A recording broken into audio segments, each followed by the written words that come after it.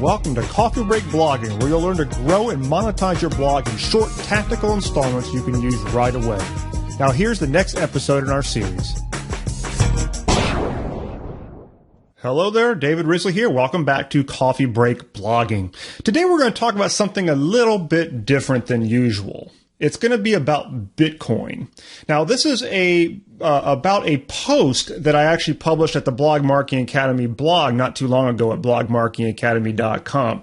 And obviously, it is the kind of thing that is going to be most relevant if you actually are processing sales online. But I will say, it comes down to processing sales wherever they happen to be. Even if you're running an offline business or you're involved in an offline business, this might be relevant to you. Because the topic of Bitcoin inherently gets us into the topic of money and currency, which forms the underlying bedrock of what we're all trying to produce here. I mean, this whole podcast is essentially about building up a blog-based business so that we can help people and therefore earn money, right? And usually we're earning money in dollars, US dollars. I would imagine that most everybody listening to this is making their money in US dollars. Now, it could be that you're listening to this from another country, and perhaps you do process transactions in a different currency, but most of my audience is doing business in dollars. And quite frankly, even if you're living in another country, there's a decent chance that you deal with US dollars in some way in your life, okay? So what we're going to be talking about here is 6 reasons why I think that you should be accepting Bitcoin in your online business. Now, first, let's talk about the paradigm that we all typically operate with, and that is taking credit cards. Now, typically speaking, when you buy something on the internet, you are using a credit card, or you're using PayPal. But either way, it's subject to a lot of the same types of issues.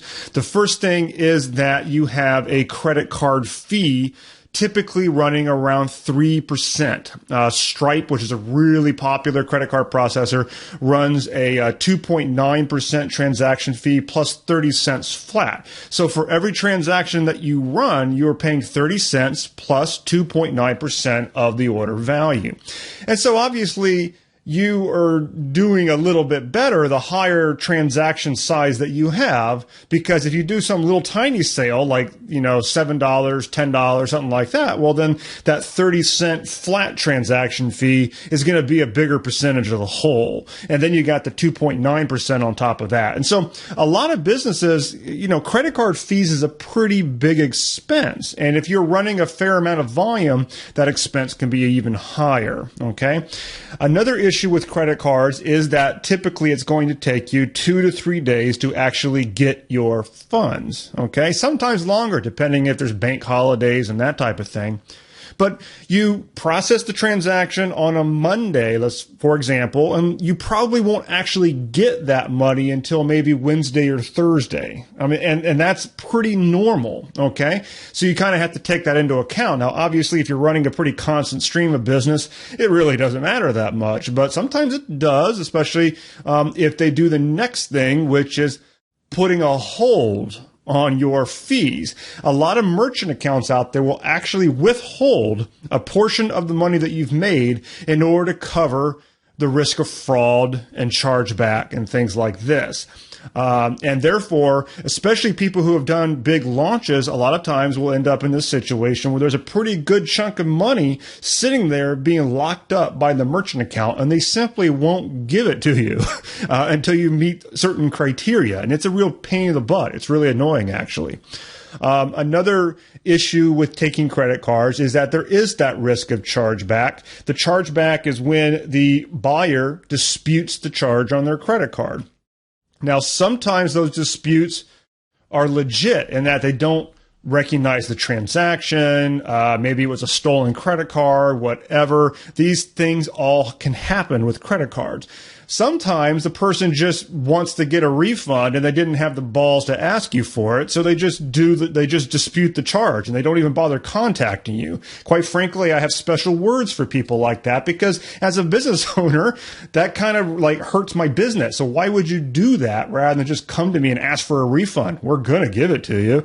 But anyway, it happens. And the unfortunate thing is that merchants almost always lose chargebacks. The burden of proof is on the merchant, and quite frankly, in most cases, it's not worth the time to chase it down and try to reverse that. And so typically, you are going to lose. The customer is going to get their money back. And on top of that, for all of your effort, you're going to get charged a chargeback fee, which I believe Stripe charges about $25, just flat rate. I mean, it doesn't matter. You're going to get pinged $25 on top of losing the money from the sale, and you pretty much always lose.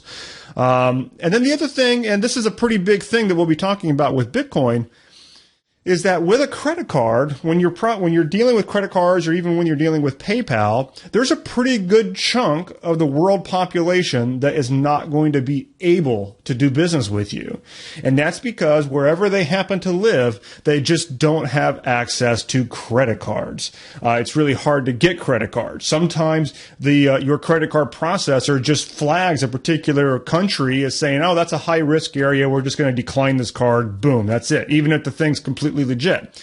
And so you have issues like that where we are running these worldwide businesses over the internet, but yet we cannot conduct business worldwide without jumping through all these stupid hoops that have been placed there by third-party middlemen. And those third-party middlemen are going to be banks and credit card processors and things like that. Okay? So let's now move over into the topic of Bitcoin. First of all, let's talk a little bit about what Bitcoin is. You've probably heard of it. It's definitely getting more popular, but it's still kind of a minority it's a minority currency. I mean, most people are not using it. Most people don't understand it. When they delve into it, they kind of get into this computery language and they're like, I don't really know. And they just kind of write it off. But here's what it is at the basic level. It's what's called a cryptocurrency. Now, you know what a currency is. A currency is a mode of transaction between people. The one that we use is the dollar. That is a currency. But there's also the yuan, the ruble, the euro. There's lots of different currencies out there. Now, Bitcoin is a currency that is completely and totally digital, and it's called a cryptocurrency because it uses, basically cryptography in order to work. Cryptography is where you get, scrambled up stuff that basically has to get decoded. It's kind of like code for other things. I'm just going to leave it at that. And so it keeps the whole currency thing really secure. And the way that Bitcoin is actually put together, it keeps it from doing all the typical problems that we have with credit cards. It means that fraud pretty much can't happen. You can't have chargebacks. You can't have double spend. There's lots of different things that go along with this. It's actually a really, really secure currency. The other thing is that it is decentralized. Decentralized means that no third party can control it. Most world currencies, in fact, pretty much all of them, are controlled by somebody. If you look at the US dollar, it is primarily controlled by the government and, more accurately, the Federal Reserve, which is the central bank of the United States. Now, the Federal Reserve controls the currency supply, and therefore they ultimately control the value of that currency. And unfortunately, one of the things that they are doing is constantly creating new currency out of thin air. It's kind of the way that our system runs, actually, and therefore the nature of it is that they're devaluing the currency. The US dollar has a limited lifespan. This is what a lot of people don't understand. It has a limited lifespan because the value of it is constantly declining because of the very structure of our financial system. And it's controlled by the Federal Reserve, whereas Bitcoin is not controlled by anybody. There is no company behind it. It's an open source currency, kind of like WordPress. Now, WordPress itself has a company that made it, but developers can go out there and do their own thing with it. But with Bitcoin, it is controlled via an open source community. There has to be massive amounts of agreement, and there's basically some bureaucracy involved. That means that you can't make changes to the Bitcoin protocol willy-nilly. And it's decentralized. No central authority controls it. Okay, that's a pretty big deal for why it works the way that it does.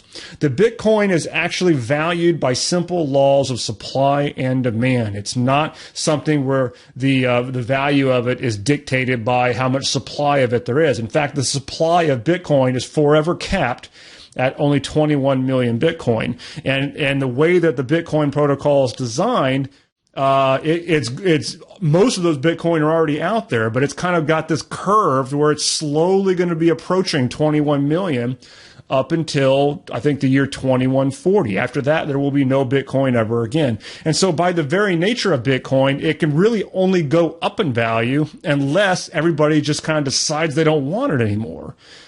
Well, is that likely to happen? Not really. You can't really get rid of Bitcoin unless you literally can unplug the entire internet. And that's not likely. It's not. Bitcoin gets its value because of confidence in the currency, and that confidence is increasing. Volatility in the value of Bitcoin is decreasing. It goes up and down. It can be some wild swings sometimes, but overall, the pattern of Bitcoin is that it's getting a much more stable. But yet it is going up in value because it's designed to do so. And Bitcoin itself really represents what I personally believe is going to be the next reality of money on this planet. I think in the next 5 to 10 years, we're going to be going through some pretty big monetary changes in the world. Right now, the world economy does tend to operate on the US dollar because the US dollar is the world reserve currency. And that's allowed the United States to get away with a lot of stuff that we would not have otherwise been able to do. A lot of other countries are getting a little pissed off about that. And there's a general movement away from the use of the US dollar as that world reserve. So we are looking at a change in the monetary system for sure coming up. We don't know what that's going to look like, but I can tell you that I think cryptocurrency is going to be a pretty big part of it. I don't personally think Bitcoin is ever going to be the world currency. Some people do. I think that it probably will not, but I do think it probably will remain a type of new reserve currency, kind of like gold. It'll be like the new digital gold, and it will always have value. Whether the world ends up transacting in it, I really don't know. But we have some pretty big advancements coming up in the world of currency. I think if you look at how it used to be that you would call grandma on the weekends and we'd had to have these fancy long distance plans, and there was a whole monopoly around long distance plans. And it was a really big deal just to make a long distance phone call. And we had these, the phone book. We all remember the phone book, right? Today, you can make a video call to somebody on the other side of the world and do it completely for free. And what is the amount of time that's gone by there? Maybe 10 or 15 years tops. I think we have that level of advancement and change coming up in the world of international finance. And I think Bitcoin and other cryptocurrencies like it is going to be a major driving force of that change. Okay. So all that, that's kind of the nature of Bitcoin. Now, with that, I want to go into 6 specific reasons why you, as a business owner, might want to consider actually accepting Bitcoin. Okay. Number 1 is that you have lower transaction fees. Now, there are transaction fees associated with running Bitcoin transactions. And basically what it is a way to pay what's called the miners. The miners are the people who are actually recording all these Bitcoin transactions into a big international ledger called the blockchain. And these miners are compensated for doing that. Now, all these miners all throughout the world represents this big internet of miners that they are the ones that basically keep Bitcoin running. It's also what keeps Bitcoin decentralized. I mean, you can attack one miner or whatever, and all the other ones are still running. So basically, at the end of the day, you can't take Bitcoin down. But they get a small transaction fee. It's basically dictated by how fast you want to enter the blockchain. But we're talking really, really cheap. I mean, a tiny fraction of 1% in most cases versus 2.9% plus 30 cents, flat rate. I mean, it's a much, much cheaper transaction. So therefore, as a business owner, you are keeping most of your money. Okay. The second reason why I think you should consider accepting Bitcoin in your business is that there's no risk of chargeback. That problem of people disputing their credit cards, it goes away with Bitcoin. Bitcoin, everything that happens, all transactions of Bitcoin are voluntary. Nobody can take it from you, okay? You can refund somebody if they're not happy with the transaction. I fully say that you need to. Don't be a weenie when it comes to doing business, but they cannot dispute a transaction and get a transaction reversed, okay? It's just not possible with the way Bitcoin operates. And so therefore, you have zero risk of chargeback. Okay. This allows you to ship that order to somebody, deliver that product to somebody, and you're not worried about the fact that they might be trying to cheat you. Okay. Now that brings us very closely into reason number 3 why I believe you should be accepting Bitcoin. And that is that there's no risk of fraud. The very nature of it is that it cannot be reversed. And you also know that when you receive Bitcoin, it's real. I mean, there is no such thing as a counterfeit Bitcoin. It does not exist. It's impossible because of the cryptographic way that Bitcoin operates. And so there's no risk of fraud. If you receive Bitcoins from somebody, you know it's legit. I mean, period. End of story. So this allows you to go into number 4, the fourth reason why I think you should be accepting Bitcoin. And this goes for especially for online businesses. And that is that you can now take payments from anywhere in the world, absolutely worldwide, and you have no risk associated with it. Think about right now how hard it would be if somebody in the country of Nigeria or someplace like that wanted to conduct a legit business transaction with you. They're not going to be able to get a credit card. Every credit card processor in the world is going to turn that thing down anyway. It's a very high risk, which chances are it is. You just cannot conduct business with them.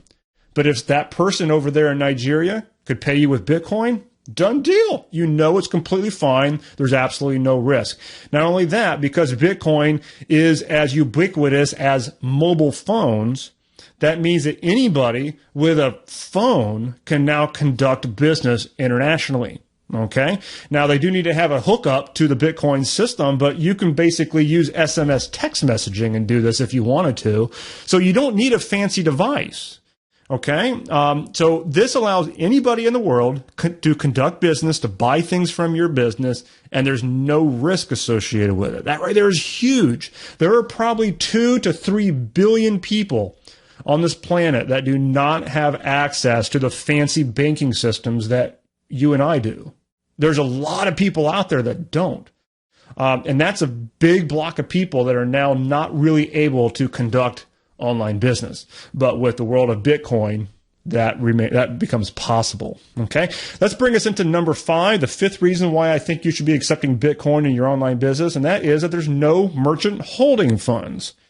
You know, with a credit card, they're going to withhold a certain block of funds. It's going to sit there in this escrow account, and it's basically there in order to cover fraud and chargebacks and things like that. Well, being that those risks are not there with Bitcoin, there is no middleman involved, nobody there holding funds. The funds literally transfer from the buyer to you directly with nobody in the middle, and there's nobody holding funds. So you get every single dime. Okay. Lastly, number 6, and this one I alluded to earlier, and that is that the dollar, and most world currencies, by the way, are actually declining in value. And this is something that a lot of people don't really understand, because in most cases it tends to happen slow enough where you don't really notice. But it's possible that if you just remember back maybe 4 to 5 years, compare like going to the grocery store, you probably would notice that the food prices have gone up. And that the prices of some other consumer goods have gone up as well. Many of us have heard the stories of how you used to be able to go buy a loaf of bread for a nickel or and stuff like this, you know, back in the 20s and 30s or something. Whereas nowadays, it costs like a quarter just to get yourself a gumball out of a machine. The prices have gone up. Everything costs more. You used to be able to buy a brand new car for maybe $4,000 or $5,000. I think right now the average price of a brand new car runs in the 30s, $30,000 plus for a new car. Evidence is everywhere that the dollar, the buying power of that dollar is declining. And this is all with the US dollar still remaining at the center of most world trade. Now imagine when that is no longer the case. The US dollar is going to decrease in value substantially. It might not be instantaneous. It's probably going to be a slow death. But it's going to happen. It's just going to happen. And one day, if the dollar survives, it's going to be basically on the same level of something like the Mexican peso or worse. And this is just simple math. We have a financial system that runs on the back of debt. Okay, not only government debt, but public debt as well. The government has a massive amount of debt, way bigger than the official debt size, which is about $20 trillion. If you look at unfunded liabilities and that type of thing, we're talking about $100 to $200 trillion. Many people just don't understand the true scale of what's going on here. So for many reasons, the dollar is a depreciating asset. And so for that reason, we take this back to our business. If you are taking money in the US dollar and then holding that money in the US dollar in your bank, then you are actually dealing in a depreciating asset. It's actually declining in value. Okay. Now, whereas with Bitcoin, it's actually going up in value. I actually bought Bitcoin strictly as an investment, and I'm holding it long term. If you engage in buys and sells with Bitcoin, you can lose money because it has a lot of volatility to it. But I'm just holding it long term, and I've definitely made money just by holding on to Bitcoin. I mean, it's because it's going up in value. And so therefore, if you start accepting Bitcoin in your business, it isn't as if you're going to have a flood of people just suddenly paying you with Bitcoin, because it is definitely a minority currency right now. But those transactions that you do process in Bitcoin, if you hold them in Bitcoin, it's actually going to go up in value. My first Bitcoin transaction at the Blog Marketing Academy was a small $27 transaction. And as of right now, that $27 transaction is worth probably about $40 to $41. Probably closer to 42 right now. And so it's gone up in value between 30 and 40% just since I processed that first transaction. And I did that back in October of 2016. So as of this recording, it's only been about 4 months, maybe 4.5 months, and it's gone up in value 30 to 40%. I mean, that just doesn't happen if you're taking your money in dollars unless you are one hell of an investor. Okay. All right. So all that comes to the very end. 6 reasons why I believe you should be accepting Bitcoin in your online business. Number 1, lower transaction fees. Number 2, no chargeback risk. Number 3, there's no fraud risk. Number 4, there's the ability to take payments from anybody, anywhere in the world, no matter where they live. Number 5 is that there's no merchant sitting in the middle holding funds and basically being weenies. And lastly, number 6 is that the dollar is declining while Bitcoin is actually increasing. Okay? So that brings us to the end of the episode. Very different, I understand, than the type of thing I usually speak about. I am personally very excited about Bitcoin. It's something that has become definitely an area of passion for me. So that was definitely one of the motivations for this episode. But I also think that all of us as business owners should be thinking about this. If the purpose of our businesses and the things that we're looking to build here online is ultimately to provide buying power to us now and in the future, I think actually thinking about the very currency that we work in is something that we need to think about.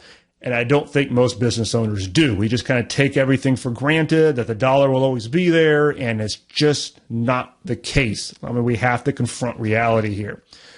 Okay, to end this off, I like to usually end with a call to action because we haven't talked about this in this particular episode, but many of you guys know about the lab at the Blog Marketing Academy. And I will say up front here, I haven't actually announced this as of the time of this recording, but there's going to be some price changes coming up here to the lab pretty soon. The prices actually will be increasing, and there's going to be some other change. The increase is actually going to be fairly substantial, actually. But you guys right now, as listeners of this podcast, can actually look into joining the lab and removing the chaos and confusion from the process of building up an online business so that all this stuff we just talked about will actually be relevant to you if it's not right now. You can look into that and learn more about it at blogmarketingacademy.com/listeners. Okay. Once again, that's blogmarketingacademy.com/listeners. And I'm going to set up an exclusive to podcast listeners option to join the lab at a discount and kick the tires and see how this thing works. And you better believe it, that Bitcoin is a payment option there. Okay. So thanks so much for listening to this very different episode where we've been talking about Bitcoin. I will see you on the next episode where we'll kind of get a little bit more about back on topic here. Okay. See you then.